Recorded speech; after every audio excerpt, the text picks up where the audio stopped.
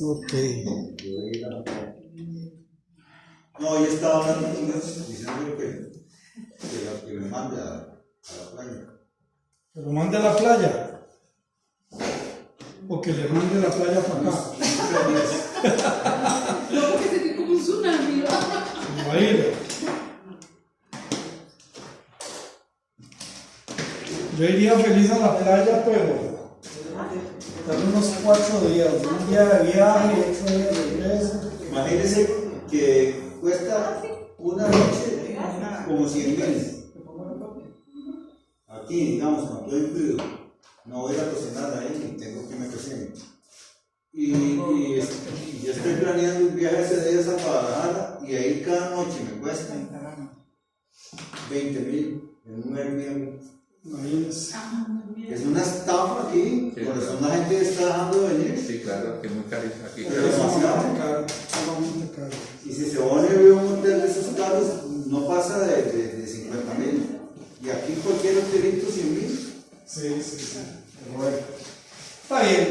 Vamos otra vez al Salmo 95 y vamos a seguir en nuestro tema, el tema de mi Dios personal. O sea, estamos hablando de ese Dios personal y por eso empieza este salmo diciendo: venid, aclamemos, alegrémonos, Jehová, cantemos con júbilo a la roca de nuestra salvación. Ya habíamos quedado precisamente aquí cuando al pueblo de Israel se le llama o se le dice recordar a Dios como esa roca de salvación.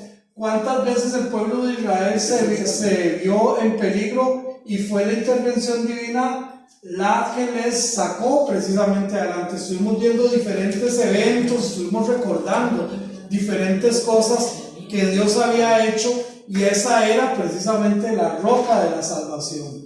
Dios no solo es grande por lo que es, sino que también lo demuestra por lo que hace a favor de su pueblo. Hoy oí en una predicación una anécdota muy bonita. Parece que en algunas costas inglesas, cuando un barco chocaba, porque no habían faros ni nada de esto, la población de ahí tenían una práctica muy fea, y la práctica fea es que ellos no salvaban a nadie.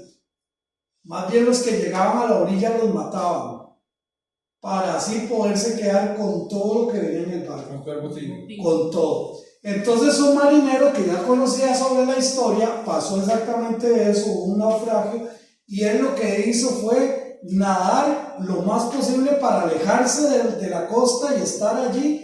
Y entonces en unas piedras, y al día siguiente llegó otro barco, él logró ser rescatado. Y entonces le dijeron: pero la tempestad estuvo muy fuerte, usted debe haber estado tiritando de frío y con todo este tipo de cosas. Y él dijo: sí, pero la roca donde yo estaba nunca tembló. Ese es nuestro Dios, es el refugio eterno. Entonces, cuando dice la roca de nuestra salvación, esa es la imagen que el escritor está tratando de entender. Es donde estamos a salvo a pesar de lo que estemos viviendo. Es donde estamos seguros a pesar de lo que está pasando a nuestro alrededor. Recuerden la invitación. La invitación es: venid, aclamemos alegremente a Jehová, cantemos con júbilo a la roca de nuestra salvación, lleguemos ante su presencia con alabanza y adoración, aclamémosle con cantos. Y viene y nos dice la razón, y la razón la tenemos en el versículo 3, que dice: porque Jehová es Dios grande y rey grande sobre todos los dioses. Después de entonces hacer ese llamado, después de hacer esa comparación del Dios como la roca de nuestra salvación, nos dice la razón de una introducción como la que hemos visto es la grandeza de nuestro único y santo Dios. Y es que, mis hermanos, no hay nadie más grande que nuestro Dios. Por muy difícil que pueda ser para nosotros entenderlo, o por muy complicado que pueda ser para nosotros a veces la vida, no hay nadie como nuestro Dios. Hay un canto que me encanta, dice: mi corazón se regocija en Jehová, mi poder se exalta en Jehová, por cuanto me alegré en su salvación, no hay nadie como Jehová. Y es que, mis hermanos, nosotros tenemos que también entender y dejar claro que nuestro Dios es único.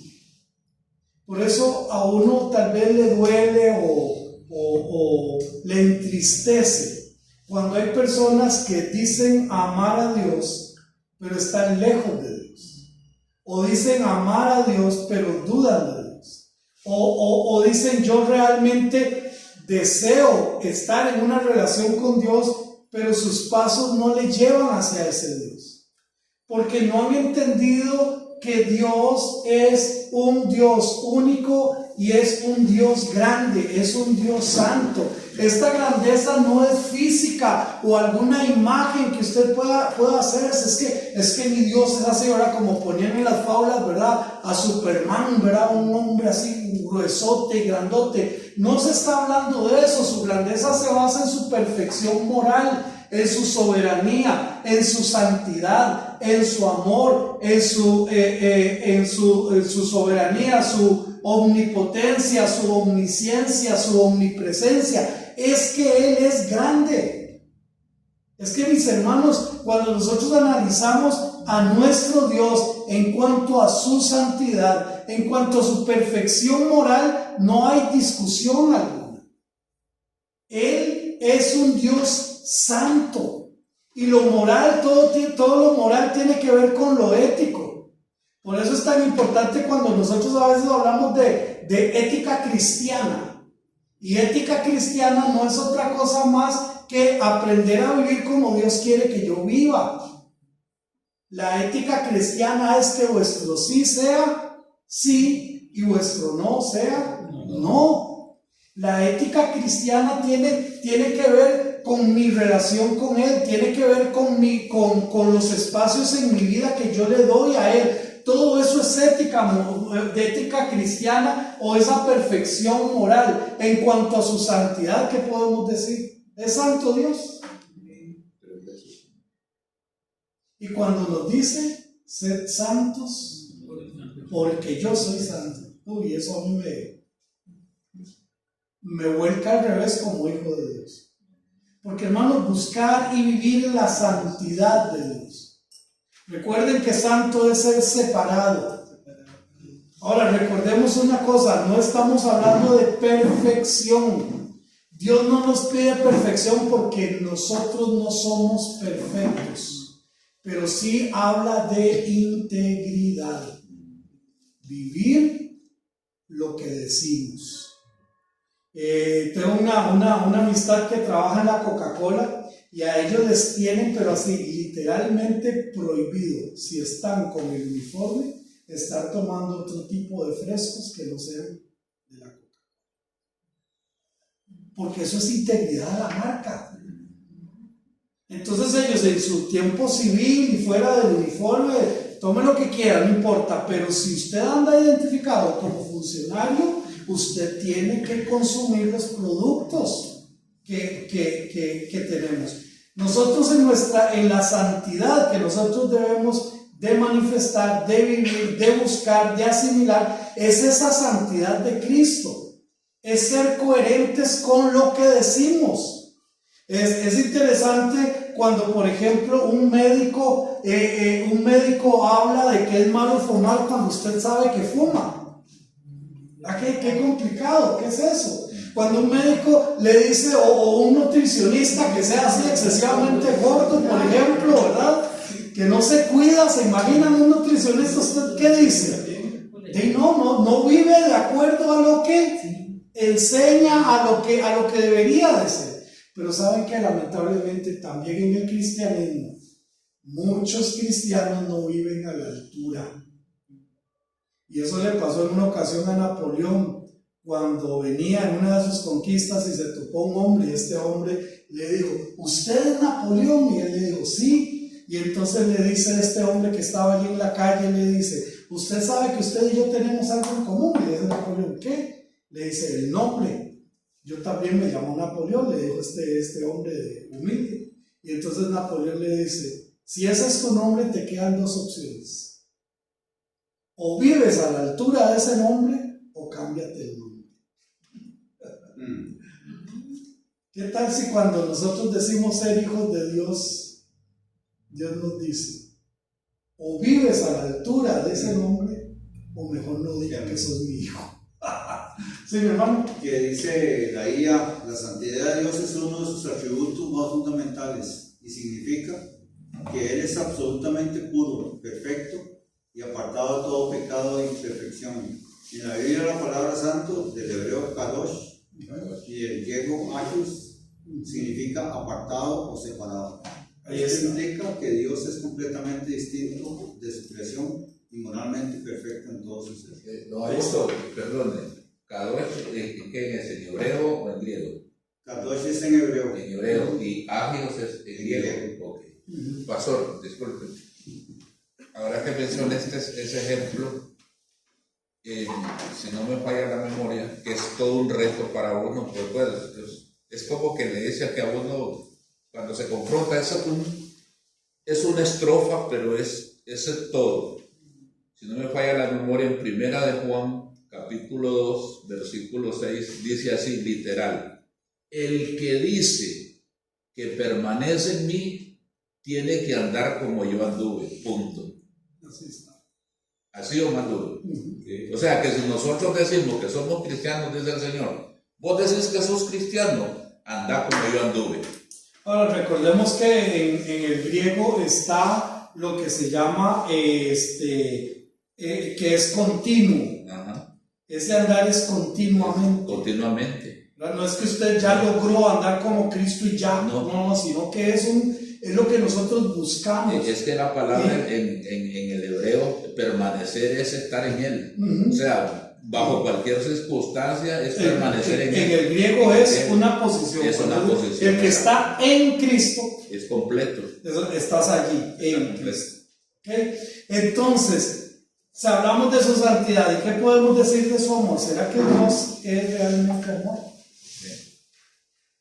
Hermanos, que si me amó a mí, es en serio. Yo cuando yo digo esas cosas, la gente no, es que es en serio. Este pastor que decía que por dicha Dios no pensaba como él, porque si Dios pensara como él, ni siquiera a él mismo se salvaría. Sabiendo cómo somos, sabiendo nuestras luchas, sabiendo nuestros errores, conociendo nuestros pecados. Dice la palabra del Señor que si nosotros decimos que no tenemos pecado, entonces le hacemos a Él mentiroso y la verdad no está en nosotros, dice el primer año. Entonces nosotros tenemos que entender que es una lucha lo que yo tengo. Pero si yo amo al Señor, si me amáis, Juan capítulo 15 versículo 14, si me amáis, guardad mis mandamientos. Entonces la forma de demostrarle a Dios que yo le amo es guardando sus mandamientos. Pero ¿qué es lo que sucede ahora? Muchas veces lo que hacemos es cuestionar sus mandamientos. Y entonces, por ejemplo, cuando el Señor dice, no dejando de congregaros como algunos tienen por costumbre, es un mandato que el Señor deja a partir de su palabra, pero entonces ahora viene el cuestionamiento, y el cuestionamiento de algunos, ¿verdad? Gracias al Señor, no es un asunto aquí de la iglesia, gracias al Señor, tocarle muchas gracias al Señor por esto, pero entonces algunos cuestionan, bueno, ¿y qué tanto es congregarse o no? Entonces yo voy allá cada vez que puedo y me estoy congregando. O, bueno, eso lo dijo el Señor porque él nunca tuvo un trabajo tan demandante como el mío. Eso lo dijo el Señor porque él estaba dedicado a lo de él. Y entonces, como él está dedicado, por eso es más fácil para él. ¿Me doy a entender? Ahora estoy tomando un único ejemplo, nada más uno. ¿Y qué pasa cuando dice, por ejemplo, a nosotros los hombres nos dice que el que ve a una mujer y la desea en su corazón dice que ya qué? Ya adulteró con ella. Ay, ay, ay. Y en ese tiempo no tenía los problemas que tenemos nosotros ahora, que las mujeres andan casi desnudas en las calles. Es increíble. Yo le decía un día a mi esposa, venía yo en el mall y decía, ya no tengo para dónde ver. Me dan ganas de ponerme una tira, todos oscuros, y usted lléveme ahí, porque es que no hay para dónde ver, si no es una cosa, es otra. Es increíble cómo está esto. Pero se ven bonitas. Me doy a entender, hermanos, o sea, es una lucha, ¿cierto o no? Claro. Y ahora, vamos al famoso de los años 70 se le llamaba el cajón del diablo, ¿recuerdan? El televisor. Ahora sería la pantalla del diablo. El cajón del diablo de por qué dan esto y por qué dan aquí y por qué dan allá. Bueno, en aquel entonces, como hoy, hay buenos programas y hay malos programas. Pero hermanos, es que ahora a cualquier hora usted ve cosas tan increíbles. Incluso las faulas, hay algunas faulas que ya están metidas con todo lo que es el movimiento de la A a la Z, del arco iris, ya le doy la palabra, hermanos. Donde en una faula hay un papá con otro papá. Donde en una faula hay una mamá con otra mamá. En la faula, los chiquitos de 4 años, de 3 años están viendo esas cosas. ¿Qué, hermano? Por ahí yo me ganó mandar a usted, pero bueno. Yo le digo a mi esposa, digamos, yo le digo, usted ve las redes sociales y usted ve ese montón de muchachas que son modelos, ¿no? Internacionalmente son modelos. Y eso es su trabajo, vivir de eso, digamos. Pero yo le digo a Yanela, es que vea, que no necesitas ver las redes sociales, o sea, ver el teléfono para ver esas inmoralidades. Okay. Ella le gusta mucho un programa que en Canal 7 los sábados, ahí. Y un día de eso está que está. ¿Sábado feliz? Ese es. Hay un conjunto ahí, y una gente que, bueno, no canta nada, a la gente le gusta. Y digo, usted ve esa pornografía, ve las mujeres ahí, están protegidas sus partes íntimas, pero están siendo motivo de atracción para la televisión. Eso ahí, pero cuando usted va a ciertos lugares, a mí no me gusta mucho como le dije, ir a ciertos lugares, muchas playas y muchas cosas así. Y esto lo eché al corazón porque desde el Mundial de Fútbol del año 1982 en España, yo aprendí algo y lo explicaron ahí en la televisión. En España era tan común que las damas anduviesen sin brasier y salían a la televisión. O sea, eso sería una grabación. Y todavía me dice, comentando eso, me dice un compañero de trabajo, me dice que eso no es tanto. Dice, yo te lo digo porque yo digo Jamaica. Jamaica se especializa porque ahí tiene playas nudistas donde la gente va exclusivamente por ir a las playas a Jamaica. Estoy hablando de esos años, ¿me entiendes? Pero eso está en uno, sinceramente, eso está en uno. Yo le digo a mi esposa, eso está en uno, digamos que ella me dice, no hay que darle importancia. Lo que usted ve, digamos, por ahí, es gente que vive de eso. Es como me dijo un jovencito aquí un día que estamos hablando de los altos sueldos que se ganan los pateadores de bola en este país. Y me decía el chiquillo, el hijo de la negrita, me dice, mi mujer trabajo ahí. Sí, que trabajo bien remunerado, pero trabajo que es más un profesional y la política no se gana, ¿verdad? Sí. Así es eso. Ahí lo otro que tenemos que tener es conciencia. Sí. Es un acto de conciencia, y por eso es que yo acabo de decirle a usted, digamos, nosotros tenemos que en nuestro conciencia siempre pedir al Señor que no permite que el enemigo se atraviese en nuestras vidas, si verdaderamente uno quiere andar bien. Sí. Entonces, mis hermanos, es pues una lucha. Vivimos en una lucha. Luego su soberanía. ¿Qué es ser soberano? ¿Qué es ser soberano? Y fue sobre todo. Lo que Man- se le manda. Mandar. Sí, claro. El que dice haga esto, haga aquello. Según Chávez, el soberano es el pueblo. ¿Ok? Entonces, un soberano, si yo digo que él es soberano, es que yo no soy el soberano es él. Y si él me dice a mí que yo haga algo, ¿qué tengo que hacer yo? Porque de lo contrario ya no sería el soberano. ¿Lo voy a entender? Entonces, ¿por qué nos cuesta tanto a veces obedecer a Dios? Si él es soberano. Y pues, ¿Por qué? Porque muchas veces nosotros tenemos la tendencia a querer hacer, y voy a usar las palabras Corona de ellas, hacer lo que nos da la gana a nosotros. Punto. Entonces, cuando yo tengo ese problema, yo no voy a darle a Dios su soberanía, no lo voy a reconocer como mi soberano. ¿Por qué? Porque yo quiero hacer las cosas como yo quiero que se hagan. Entonces, cuando nosotros entendemos que Él es grande en su soberanía, es porque yo estoy dispuesto a hacer absolutamente todo lo que Él me pide que yo haga. Todo. Y entonces me dice, ame a los que te tratan bien. Eso sí es fácil, ¿verdad? Pero cuando me dice, ame a tus enemigos, bendice a los que te aborrecen, ay, ahí sí la que no, ¿verdad? Ahí sí que no, ya ahí empiezo a chocar con mi forma de ser, que yo no. Una vez capan al perro, 2 veces no. ¿Cierto? como dicen los coronados. Como decimos allá en el barrio, ¿verdad? Me doy a entender por qué, porque Él no es mi soberano.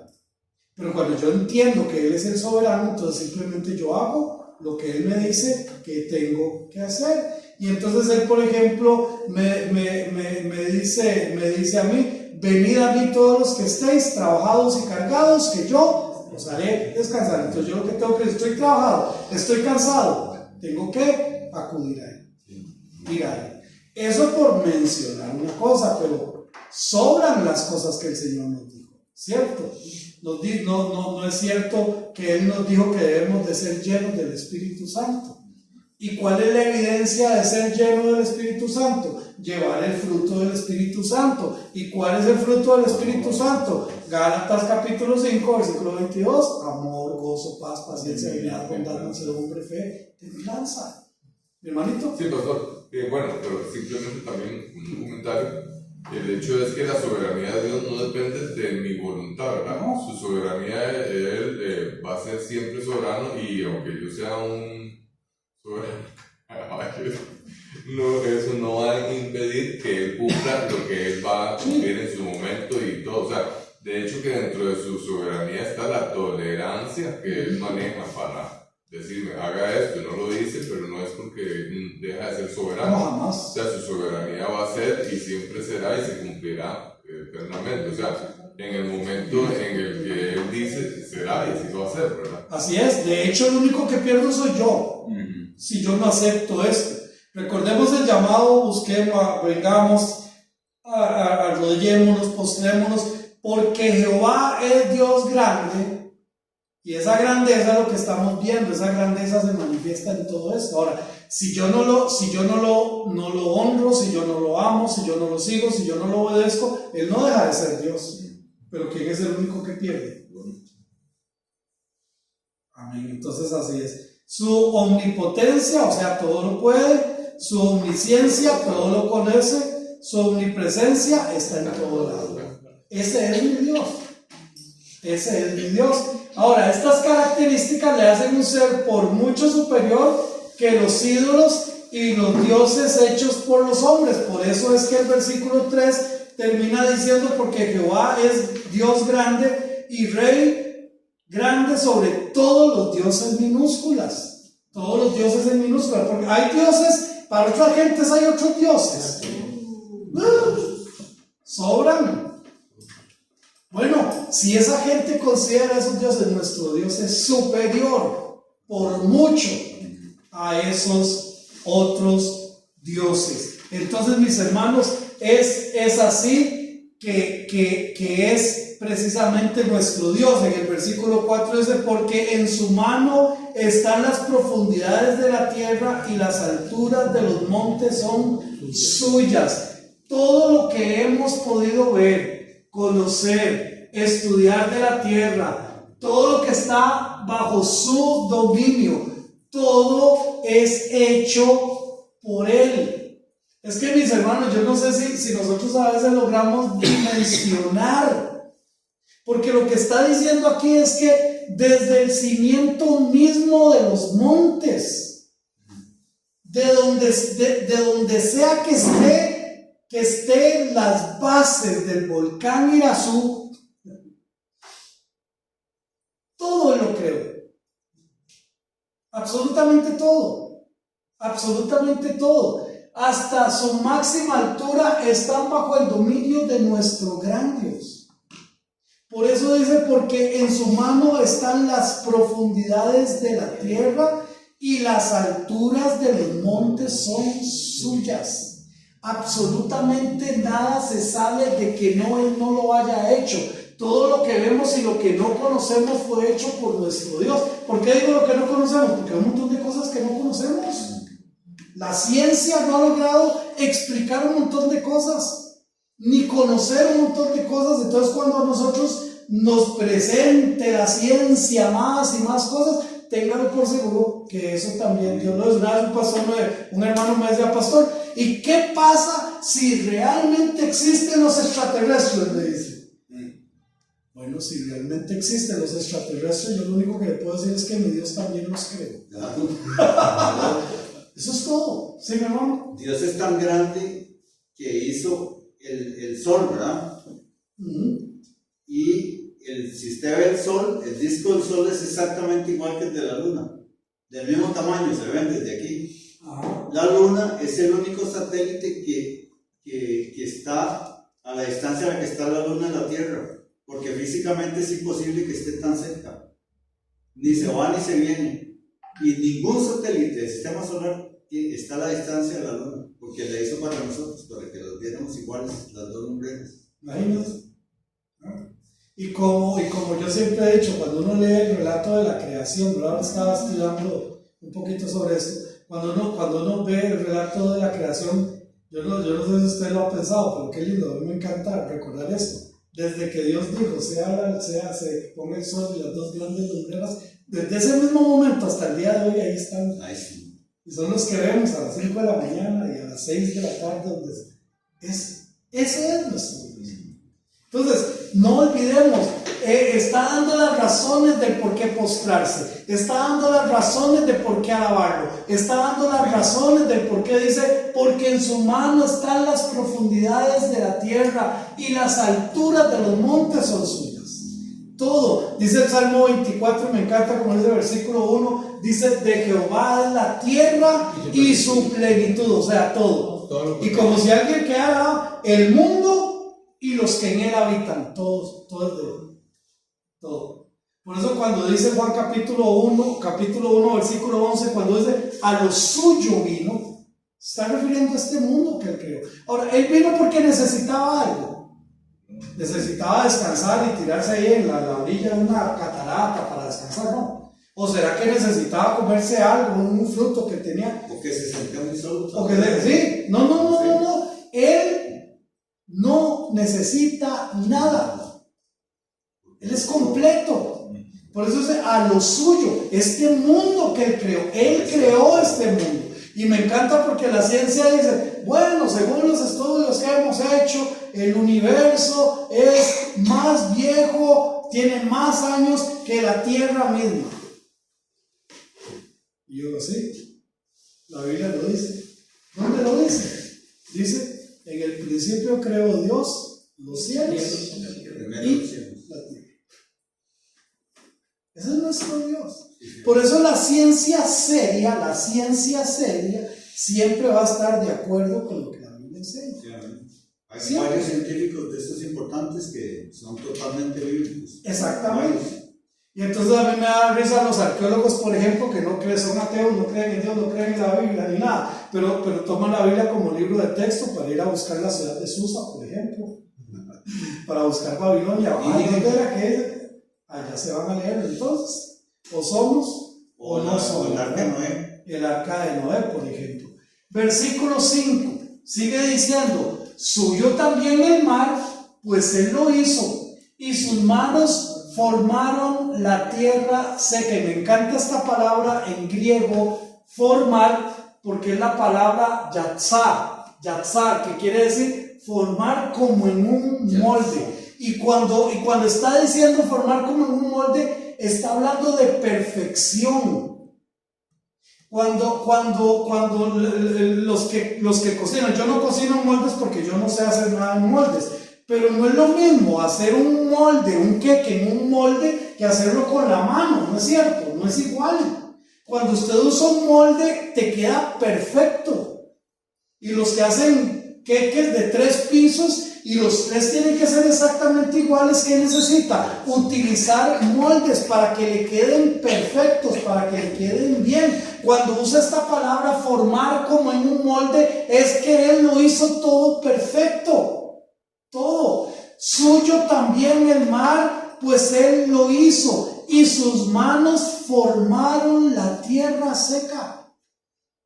Hermanos, cuando nosotros nos ponemos a ver la creación realmente, o sea, es que es impresionante las bellezas que hay en esta creación. Eso que nos hemos perdido un montón de cosas, ¿verdad? Porque yo creo que hermano Luis me contaba no sé dónde que habían unos lagos y que ya no existen los lagos, que la gente iba allá en Guadalupe, en San José había un lago también. Y pues las famosas represas aquí cuando la gente estaba asustada aquí en Cartago porque había una laguna, cuando se que bajar el terreno y se formó una laguna, aquí en las calles de Cartago. Aquí venía gente de todo lado, y geólogos y todo, a estudiar y toda la situación. Y hablando, y la gente asustada, y mucha gente queriendo vender e irse porque decían que si esa laguna se aguaba, se inundaba Cartago y toda la situación. Y nosotros íbamos mucho ahí. Para Semana Santa y todo, nosotros andamos, yo se lo conozco yo ahí. Y había un espacio de terreno. ¿Qué le voy a decir a usted? Bueno, usted se queda asustado porque del grito que hay que hacia la laguna y hacia el agua hacia San Blas de Cartago. Y decía a mi primillo, que me dice, mira, vos sabés, dice, que esto se abre aquí, se abre aquí un temblor.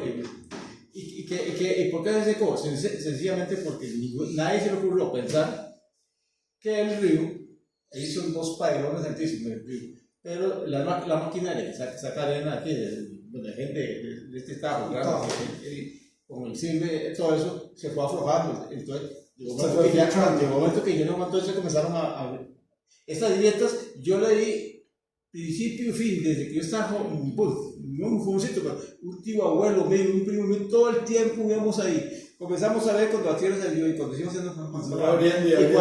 cuando ya comenzamos a arrancarse y se hacían padrones de 10 metros de altura, entonces cuando fue bajando, a última hora esa tierra, esa finca, que es el señor de los monjes, el lado de Luis de Monje, que eso es la finca que se quebró. Y esa finca la compró la gente esa, el producto de concreto que está ahí, porque era un buen tajo de arena que ahí, eso lo han ido sacando, entonces al sacar todo eso, pues el agua se fue, ya terminó el problema, pero a nadie se le ha ocurrido pensar eso. Ahora, no sé si ustedes conocen aquí mismo en Cartago el cráter de la olla. No sé si lo han visto, el cráter. En foto. Oigan, ustedes de Cartago tienen que ir al cráter de la olla, vieran qué cosa más impresionante y más linda. Es que, según lo que cuentan, era que muy probablemente ahí se iba a hacer el cráter del volcán. Pero es un hundimiento, un cráter, pero perfecto, una cosa preciosísima, que yo creo que no está ni a 13 kilómetros de aquí. Está cerquitica. Deberían. El Pasqui, sí. En ¿cómo se llama? De San Juan de Chihuahua. Sí. Bueno, es una preciosidad, hermanos. Eso es una preciosidad. Y eso que es lo poquito que podemos ver. Pero ustedes se han puesto a pensar la cantidad de agua que tiene el mar. Tiene un oleaje que entra y sale. Entra y sale. ¿Quién lo detiene? No hay barreras de contención. Pero vea lo que dice. Suyo también el mar, pues él lo hizo. ¿Sí, mi hermano? Voy a alargarme en el tema. Usted sabe, yo con el negro, yo converso muchas cosas aparte. Ahí contamos. Y como el negro yo tengo mucho en común, ¿verdad? Un día de estos hablaba yo con él y decía eso. Vos sabes que yo siempre, desde muy chiquillo, me he puesto a pensar. Hablemos de Costa Rica, pues si vamos fuera lo que me ha gustado. Sí. Si usted conoce el Terra, usted ve la inmensidad, la cantidad de ríos que pasa por ese río. Usted va al Tarco, o sea, allá.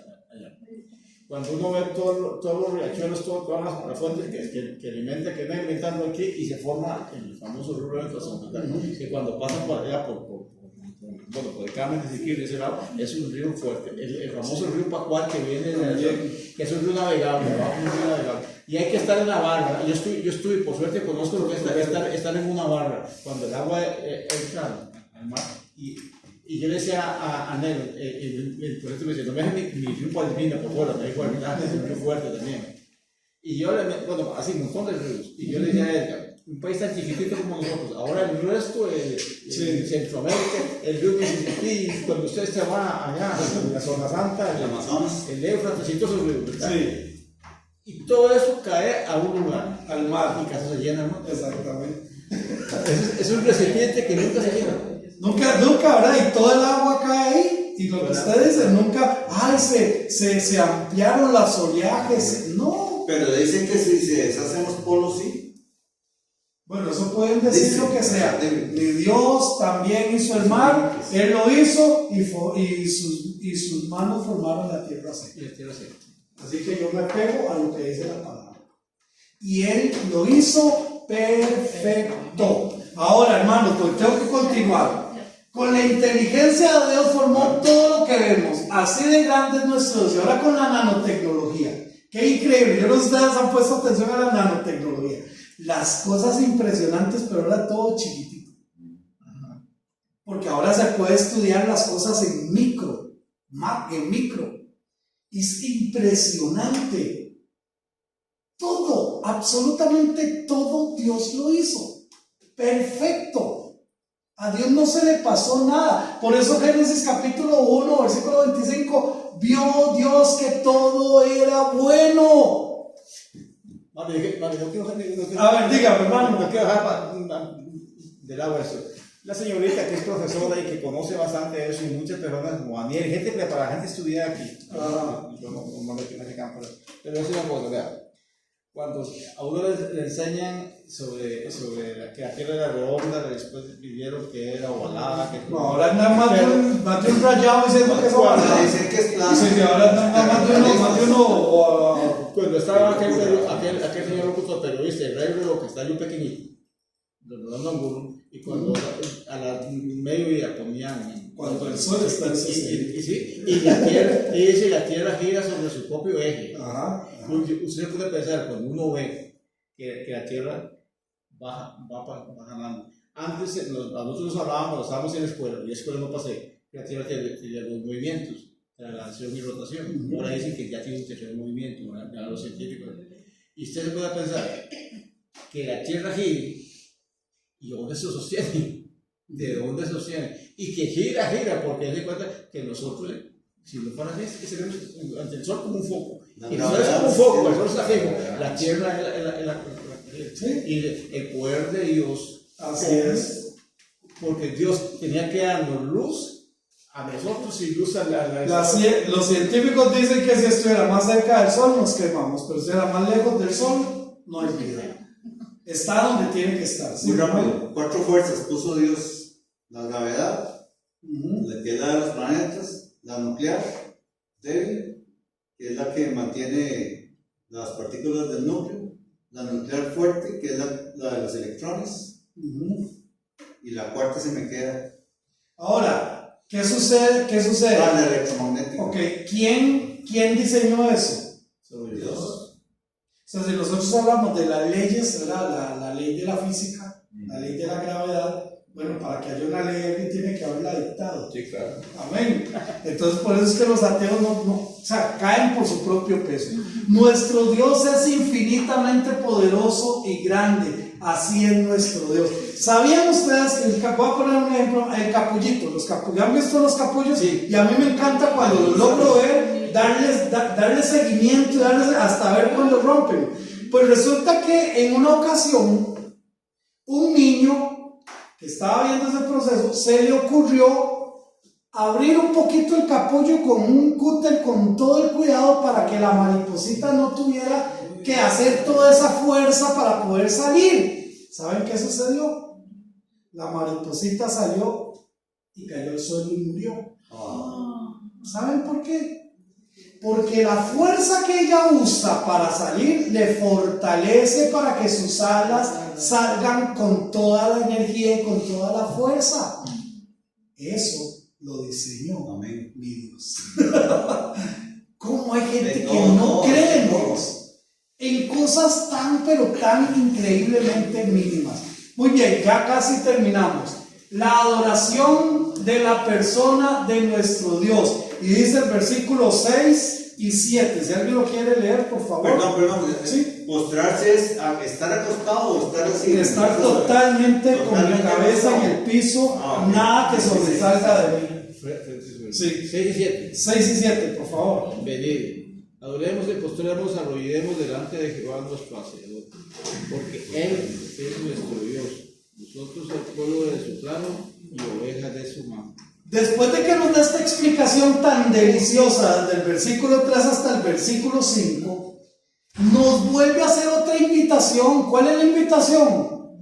Venid, adoremos y postremos. Es que ¿cómo un Dios así no se le va a postrar uno? ¿Cómo un Dios así no lo va a adorar? ¿Cómo un Dios así no lo vamos a obedecer? Segunda invitación del salmista a dejar lo que esté haciendo y buscar una actividad mayor. ¿Cuál es esa actividad mayor? Adoremos, postrémonos.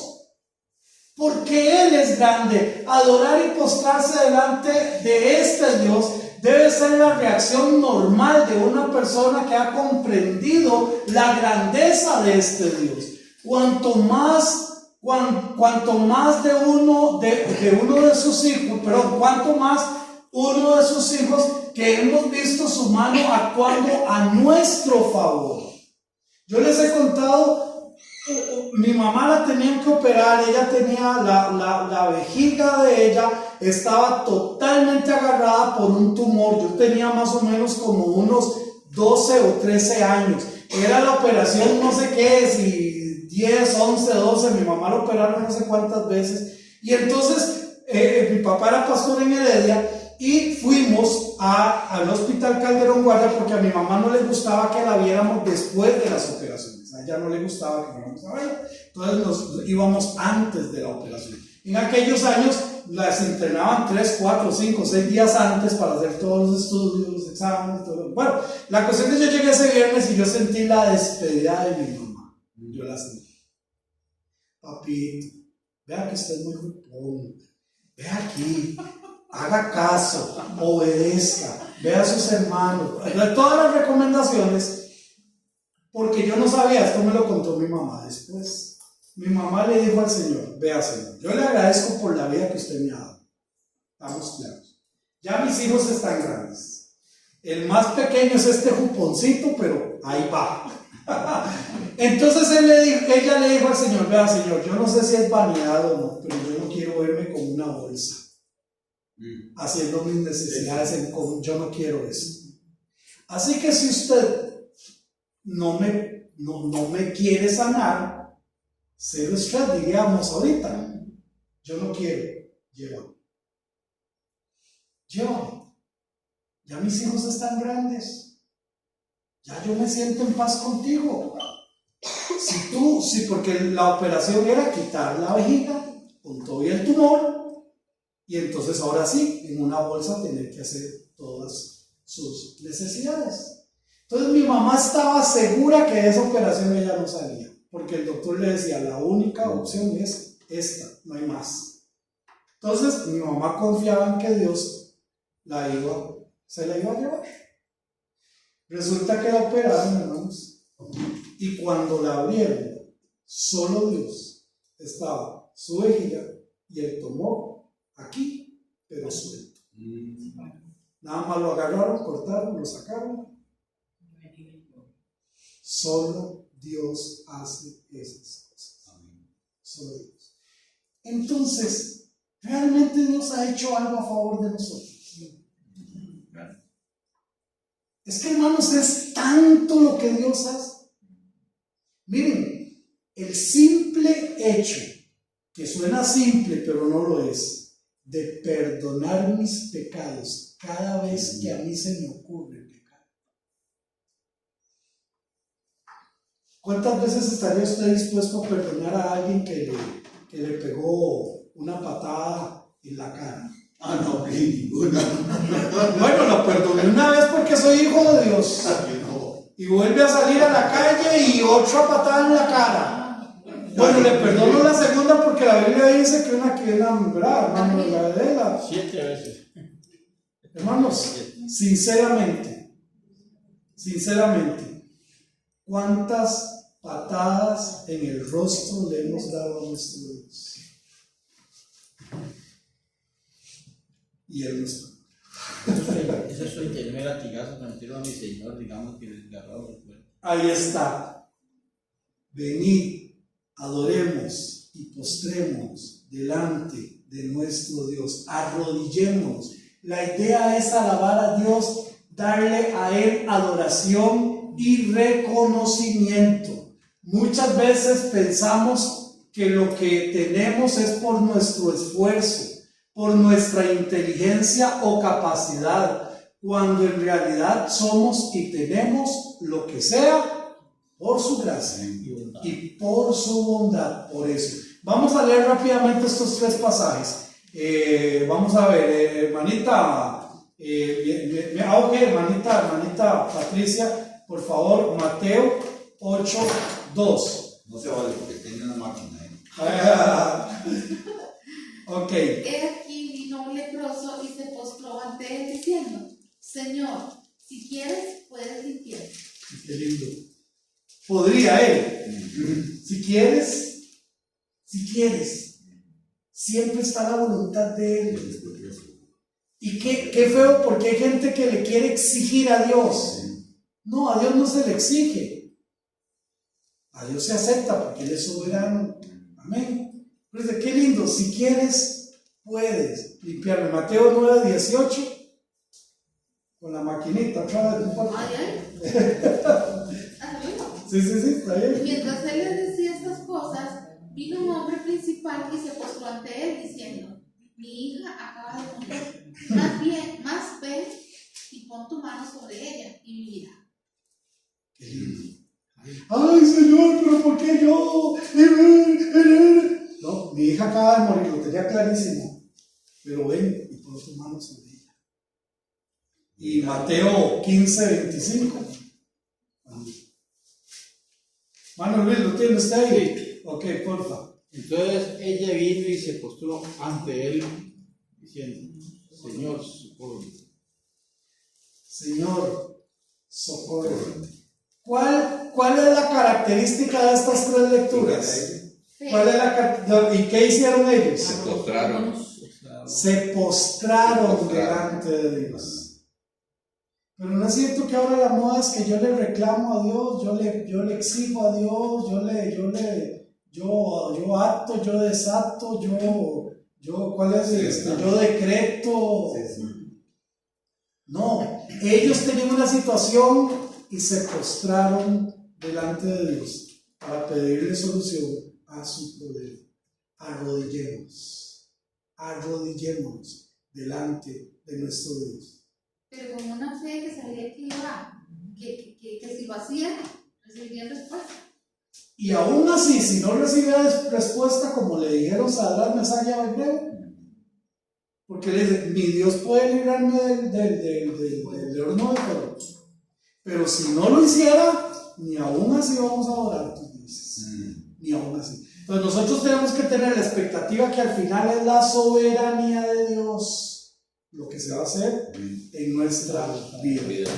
¿Ok? Que el Señor me los bendiga, vamos a llegar hasta acá, ahí seguimos luego.